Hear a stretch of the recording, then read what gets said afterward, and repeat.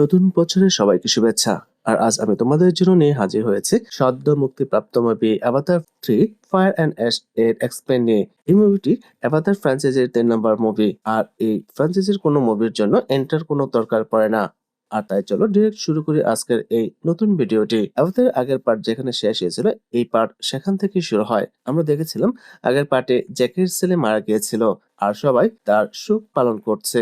জ্যাকের স্ত্রী এখন মানুষকে খুব ঘৃণা করে, কারণ মানুষের কারণে সে তার ছেলেকে হারিয়েছে।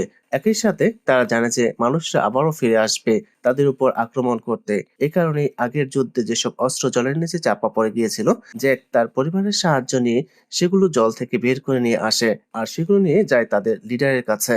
কিন্তু লিডার এতে একদমই খুশি নয়। সে বলে, আমাদের অনেক সঙ্গী মারা গেছে, এটা সুখের সময় আর তোমরা অস্ত্র জোগাড় করছো।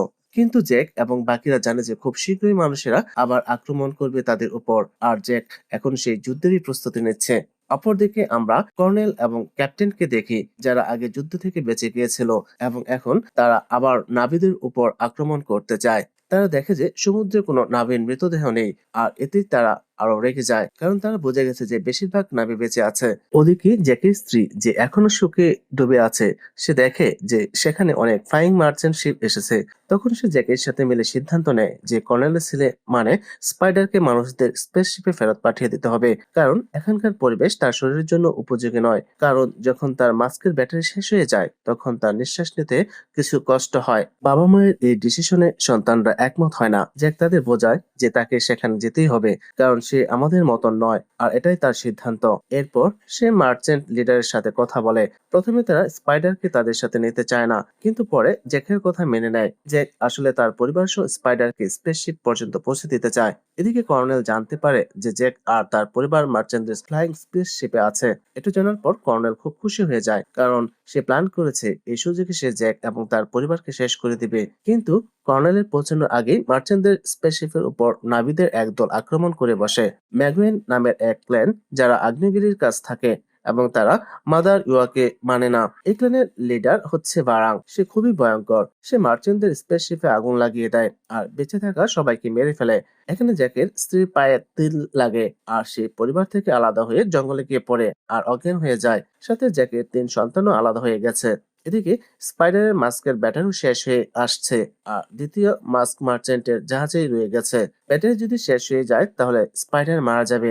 জ্যাকের কাছে স্পাইডার আরেকটা মাস্ক আছে, কিন্তু স্পাইডার কোথায়? ঠিক তখন কর্নেল তাকে খুঁজে পায় এবং হত্যা করতে আসে। তখন জ্যাক তাকে বলে স্পাইডারের মাস্কের ব্যাটারি শেষ, তার নতুন মাস্ক দরকার। ব্যাটারি শেষ হয়ে গেলে সে মারা যাবে, আর সে তো তোমারই ছেলে। এই কথা শুনে কর্নেল সিদ্ধান্ত নেয় জ্যাকের সঙ্গে মিলে সে তার ছেলেকে খুঁজে বের করবে। এদিকে স্পাইডারের অবস্থা খুব খারাপ, সে মৃত্যুর দ্বার প্রান্তে। জ্যাকের ছেলে তাকে কোলে করে আসে। জ্যাকের মেয়ে কিরি বলে, ওকে শক্ত জমিতে রাখো। ঠিক তখনই আতদের গাছের একটি ফুল ভেসে আসে।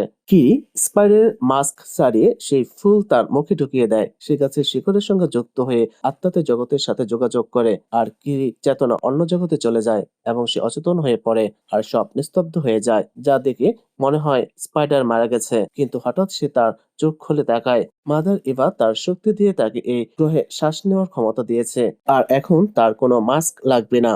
যা দেখে সবাই আনন্দে ফেটে পড়ে। ঠিক তখন বারাং এসে দেখে স্পাইডার মাস্ক ছাড়া নিঃশ্বাস নিচ্ছে। সে হতবাক। কিরি বলে, মাদার এভার আশীর্বাদ, কিন্তু ম্যাগন ক্লানের নাভিরা মাদার ইভাকে মানে না, তাই তারা উপহাস করে ব্যাপারটাকে। ঠিক তখন জ্যাক আর কর্নেল সেখানে চলে আসে। জ্যাক বলে, আমার হাত খুলে দাও, না হলে ওরা স্পাইডারকে মেরে ফেলবে। কর্নেল চেষ্টা করে বাঁচাতে, কিন্তু ওদের বারাং বন্দি করে ফেলে আর বলে সে বন্দুক চালানো শিখতে চায়, আর তাকে সেটা শেখানো হয়। আর শেখার পর সে বলে, এদের আর দরকার নেই, সবাইকে মেরে ফেলো। কিন্তু কিরি আবার নেচারের সাথে কানেক্ট হয় আর গাছের গভীর থেকে উদ্ভিদরা আক্রমণ শুরু করে দেয়। আর এই সুযোগে জ্যাক ও তার সন্তানের সাথে কর্নেলও জলের পথ ধরে পালিয়ে যায়। ওদিকে জ্যাকের স্ত্রীকে দেখানো হয় তার জ্ঞান ফিরেছে। আসলে তার কিছু পুরনো সাথীরা তাকে উদ্ধার করেছিল, আর এখন সে তার সন্তানদের খুঁজতে চায়। আর এই কারণে সে নিজের সন্তানদের খুঁজে রওনা দিয়েছে। এদিকে জ্যাক কর্নেলকে বোঝানোর চেষ্টা করে যে তুমি এই প্ল্যানেটকে ক্ষতি করতে পারো না, কিন্তু কর্নেল তার কথা মানতে চায় না। জ্যাক বলে, আমি তোমার ছেলেকে মানে স্পাইডারকে খুব ভালোভাবে লালন পালন করেছি এবং সে কখনো তোমার মতো হবে না। কিন্তু কর্নেলের ভাবনা চিন্তা একদমই আলাদা, আর তাই তার মনে হয় যে স্পাইডারও মানুষের পক্ষ নেবে এবং সবসময় মানুষদের সঙ্গ দেবে।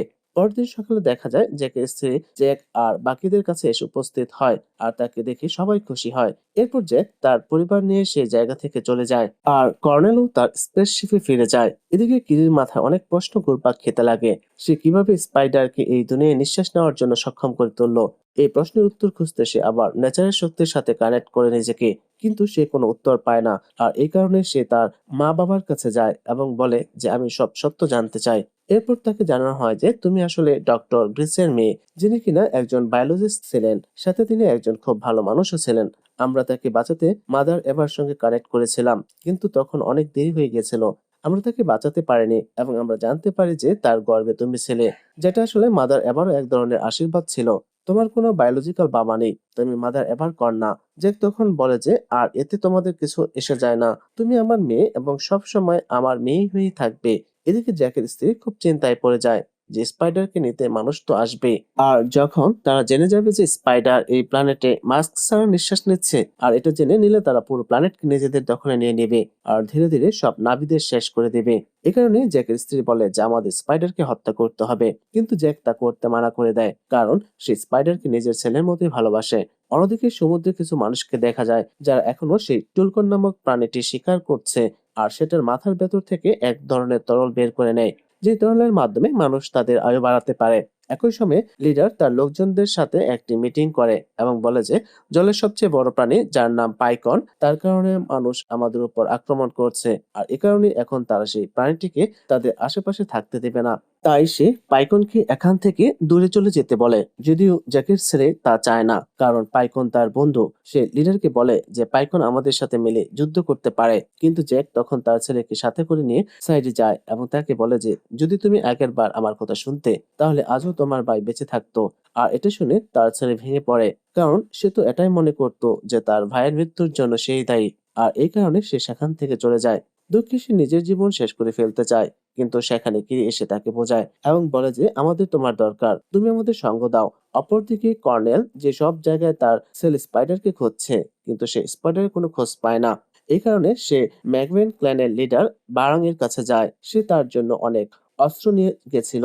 সেখানে গিয়ে সে বলে যে আমি চাই আমরা একসাথে মিলে কাজ করি। বারাং তাকে নিয়ে তার ক্ল্যানে যায় এবং বলে যে কয়েক বছর আগে আমাদের ক্ল্যানের উপর আক্রমণ করা হয়েছিল, যার ফলে আমাদের ক্ল্যান ধ্বংস হয়ে যাচ্ছিল। আর তখন আমি মাদার এবার কাছে প্রার্থনা করেছিলাম, কিন্তু কোনো সাহায্য আমরা পাইনি। আর তারপর আমি আগুনের কাছে প্রার্থনা করি, ফলে আগুন আমার কথা শুনে আর আমাদের ভেতরে আগুনের শক্তি আসে এবং সেই থেকে আমরা আগুনকেই সবকিছু মানি। এরপর বারাং কর্নেলকে বলে তুমি এখানে কেন এসেছো? তখন কর্নেল বলে যে আমার সাহায্য দরকার। বারাং বলে ঠিক আছে, কিন্তু এর বদলে তুমি এক ধরনের আমার দাস হয়ে থাকবে আর আমি তোমাকে আমার ইচ্ছে মতো ব্যবহার করব।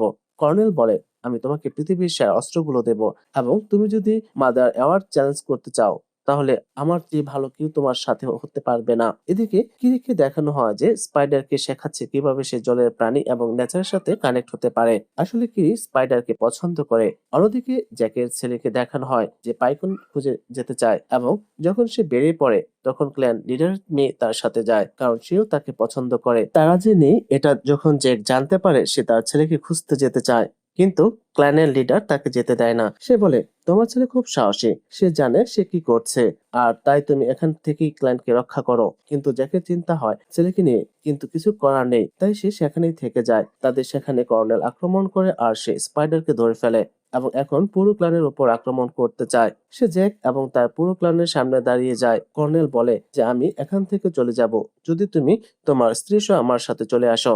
জ্যাক বলে যে তুমি যদি আমাদের উপর আক্রমণ করো, তাহলে আমরাও আক্রমণ করব আর এতে সবাই মারা যাবে। আর যদি তুমি চাও আমি একাই তোমার সাথে যেতে রাজি। কর্নেল এতেও রাজি হয়ে যায় এবং জ্যাককে সাথে করে নিয়ে যায়। কিছুক্ষণের মধ্যে তার স্পেসে পৌঁছে যায়, যেখানে বারাঙের লোকজন আগে থেকে উপস্থিত ছিল। সেখানে একজন জেনারেল এসে বলে যে আমি চাই সবাই এখান থেকে চলে যাক, কিন্তু কর্নেল তার কথা মানে না। এরপর তারা স্পাইডারের শরীর পরীক্ষা করে এবং জানতে পারে যে তার শরীরের ভেতরে এক ভিন্ন ধরনের পরিবর্তন এসেছে, আর এর কারণে সে এই প্ল্যানেটে নিঃশ্বাস নিতে পারছে। আর যদি তার এই পরিবর্তন নিজেদের শরীরে প্রয়োগ করতে পারা যায়, তাহলে তারা ওই প্ল্যানেটে মাস্ক ছাড়াই নিঃশ্বাস নিতে পারবে। এদিকে জ্যাকের ছেলে এবং লিডারের মেয়েকে দেখানো হয় যারা পাইকনের খোঁজে গেছে, এবং হঠাৎ মাছেরা তাদের উপর আক্রমণ করে, আর তখন পাইকনে এসে তাদের বাঁচিয়ে নেয়। অন্যদিকে মানুষরা জানতে পারে যে খুব শীঘ্রই সেদিন আসতে চলছে যখন সব টুলকন এক জায়গায় একত্রিত হবে, আর তাই তারা প্ল্যান করে যে সেই দিনই তারা সবাইকে একসাথে হত্যা করবে যাতে আর কোনো টুলকন এই প্ল্যানেটে অবশিষ্ট না থাকে। কিন্তু সেখানে যে বায়োলজিস্ট ছিল সে এটা করতে চায় না, কারণ সে জানে এটা সম্পূর্ণভাবে ভুল, কিন্তু কেউ তার কথা শোনে না। এদিকে জ্যাকের স্ত্রী ছদ্মবেশে জ্যাককে বাঁচাতে সে স্পেসশিপে পৌঁছে গেছে, আর সে সরাসরি বারাঙের কাছে যায় এবং তার গলায় ছুরি ধরে বলে যে আমাকে জ্যাকের কাছে নিয়ে চলো। ঠিক তখন কর্নেল সেখানে এসে উপস্থিত হয়, ফলে জ্যাকের স্ত্রীকে সেখান থেকে পালাতে হয়। সে স্পেসশিপে তাণ্ডব সৃষ্টি করে সেখান থেকে পালিয়ে যায়। এদিকে সেখানকার বায়োলজিস্টও সিদ্ধান্ত নেয় যে সে জ্যাকের সাহায্য করবে, কারণ সে চায় না যে সব টুলকনকে একসাথে হত্যা করা হোক। ফলে সে জ্যাককে মুক্ত করে দেয় এবং তাকে জানায় যে যখন সব টুলকন এক জায়গায় জমায়েত হবে মানুষ তখনই তাদের উপর আক্রমণ করবে এবং সবাইকে হত্যা করবে। যদি এটা ঘটে তবে টুলকন প্রজাতি এই প্ল্যানেট থেকে চিরতরে বিলুপ্ত হয়ে যাবে। এসব শোনার পর জ্যাক সেখান থেকে পালিয়ে যায় আর একটি ট্যাঙ্কের আড়ালে লুকিয়ে পড়ে। এদিকে জেনারেল আদেশ দেয় তাকে আক্রমণ করতে, কিন্তু ঠিক তখনই স্পাইডার সামনে এসে দাঁড়ায়, কারণ সে জানে যে মানুষ তার উপর আক্রমণ করবে না। কারণ মানুষ জানে যে স্পাইডারের শরীরের পরিবর্তন বুঝতে পারলে তার মাস্ক ছাড়াই এখানে নিঃশ্বাস নিতে পারবে। এদিকে জ্যাকের স্ত্রী সেখানে পৌঁছে যায় এবং সবাই মিলে সেখান থেকে পালিয়ে যেতে সক্ষম হয়। এখন জ্যাকও বুঝতে পারে যে যদি মানুষ জানতে পারে স্পাইডার কিভাবে বেঁচে আছে তাহলে তারা এই পুরো প্ল্যানেটকেই দখল করে নেবে। এ কারণেই এখন জ্যাকের মনেও লাগে যে স্পাইডারকে হত্যা করাই হয়তো বেটার হবে, কিন্তু তার স্ত্রী তাকে থামায় এবং বলে যে স্পাইডার তোমার জীবন বাঁচিয়েছে। জ্যাক বলে যে আমাদের কাছে আর কোনো পথ নেই। সে স্পাইডারকে জঙ্গলে নিয়ে যায় এবং তার ছুরি বের করে, কিন্তু সে তাকে হত্যা করতে পারে না, কারণ সে তাকে নিজের ছেলের মতো ভালোবাসে। তার স্ত্রী সেখানে আসে এবং তারা তিনজন একে অপরকে জড়িয়ে ধরে আর তারা প্রতিজ্ঞা করে যে যাই হোক না কেন তারা একসঙ্গেই থাকবে। এরপর জ্যাক পাহাড়ের উঁচু জায়গায় পৌঁছায় যেখানে টুরক থাকে। টুরক আকাশে ওড়ে এবং সবচেয়ে ভয়ঙ্কর উড়ন্ত প্রাণী। জ্যাক টুরকের উপর চড়ে আর আকাশে ওঠে এবং বলে যে আশেপাশের সব প্রাণীর কাছে যাও। এরপর সবাই তার পাশে এসে দাঁড়ায়, কিন্তু জ্যাক জানে যে মানুষকে হারাতে হলে তাদের আরো শক্তি দরকার। এ কারণে তারা টুলকুনের লিডারের কাছে যায় এবং বলে যে আমাদের সাহায্য দরকার, কিন্তু টুলকুনরা বলে তারা কখনো কারোর উপর আক্রমণ করে না এবং তাদের অন্য পথ খুঁজতে হবে। জ্যাক বোঝায় যে যদি তারা মানুষকে না থামায় তাহলে মানুষ ততক্ষণ পর্যন্ত শিকার চালাবে যতক্ষণ না সব টুলকুন শেষ হয়ে যায়। তখন জ্যাকের ছেলে এবং ক্ল্যান লিডারের মেয়ে একটি আহত টুলকুন সেখানে নিয়ে আসে। টুলকুন বলে যে মানুষ তার পুরো পরিবারকে হত্যা করেছে এবং সে খুব কষ্টে বেঁচে আছে। এটা দেখার পর টুলকুনরা সিদ্ধান্ত নেয় যে তারা জ্যাকের পাশে দাঁড়াবে ও মানুষের বিরুদ্ধে যুদ্ধ করবে। আসলে পাইকনকে আগেই বের করে দেওয়া হয়েছিল, কারণ সে মানুষদের শিপে আক্রমণ করেছিল, কিন্তু এখন সবাই বুঝেছে যে মানুষকে থামাতে তাদের যুদ্ধ করতেই হবে। পরের দিন কর্নেল এবং জেনারেল সব অস্ত্র এবং বাহিনী নিয়ে টুলকুনদের শিকার করতে পৌঁছায়, কিন্তু টুলকুন লিডার প্রথমেই তাদের শিপের উপর আক্রমণ করে এবং কয়েক সেকেন্ডে একটি শিপ ধ্বংস করে ফেলে। জ্যাক এবং তার সঙ্গীরাও যুদ্ধ শুরু করে, কিন্তু ঠিক তখনই বারাং এবং তার ম্যাগুয়ান ক্লান, যাদের অস্ট্রাইবু বলা হয়, তারা সেখানে পৌঁছে যায় এবং জ্যাক ও তার ক্ল্যানের উপর আক্রমণ করে বসে। তারা অত্যন্ত শক্তিশালী যোদ্ধা, তারা পরাজিত করা সহজ নয়। কিরি এটা বুঝতে পারে এবং জলের নিচে ডুবে গিয়ে মাদার এওয়ার সাথে নিজেকে যুক্ত করে। স্পাইডারও তার হাত ধরে এবং সংযোগ করার চেষ্টা করে। জ্যাকের ছোট মেয়েও সেখানে হাজির হয়। তিনজনে মিলে মাদার এভার কাছে সাহায্য চায়, কিন্তু তখনই একটি বিস্ফোরণ ঘটে এবং এই কানেকশন কেটে যায়। বারাং এবং তার ক্ল্যান আগুনের শক্তি ব্যবহার করে জ্যাকের স্ত্রীর উড়ন্ত পাখির ডানা পরিয়ে দেয় এবং সে নিচে পড়ে যায়। জ্যাক তার স্ত্রীর কাছে যায় এবং তাকে বলে যে তুমি এখন কাউকে আক্রমণ করবে না, তোমার এখন নিজের যত্ন নিতে হবে। তখন তার স্ত্রী বলে ল্যান্ডলিডার স্ত্রী মরতে বসেছে এবং সে গর্ভবতী, তাকে বাঁচাতে হবে। এরপর তাকে সেখানে আনা হয় আর সে মরার আগে একটি শিশুর জন্ম দেয়। ওদিকে কিরি, যে এখনো জলের নিচেই ছিল, সে আবারও মাদার এবার সঙ্গে সংযুক্ত হয়। ফলে জলের গভীর থেকে অসংখ্য প্রাণী উপরে উঠে আসে এবং তারা কি প্রতিটি কথায় সাড়া দেয়। কিরি তাদের আদেশ দেয় যে উপরে যত শত্রু আছে তাদের শেষ করে দাও। একই সময় জ্যাকের টুরং জেগে ওঠে আর সে জোরে চিৎকার করে ওঠে, আর সেই শব্দে অসংখ্য উড়ন্ত প্রাণী উপস্থিত হয়। তারা মানুষ এবং বারাঙের ক্ল্যান ম্যাগুয়ারদের উপর আক্রমণ শুরু করে, যা দেখে জেনারেল বুঝতে পারে যে এই যুদ্ধ তারা জিততে পারবে না। তাই সে সেখান থেকে পালাবার জন্য রেডি হয়, কিন্তু তখন সে জানতে পারে যে স্পেসশিপের থ্রাস্ট আর কাজ করছে না। এই কারণে তারা সিদ্ধান্ত নেয় যে স্পেসশিপ ছেড়ে নিজেদের প্রাণ বাঁচাবে। এদিকে কর্নেল এবং বারাং তারা জ্যাকের স্ত্রী আর তার ছোট মেয়ে নতুন জন্ম নেওয়া শিশুকেও বন্দি করে রেখেছে। তারা জ্যাককে হুমকি দেয় এবং বলে যে যদি স্পাইডারকে আমাদের কাছে না দাও তাহলে আমরা সবাইকে হত্যা করে দেব। স্পাইডার এটা শুনে আর সে তাদের কাছে এগিয়ে চলে।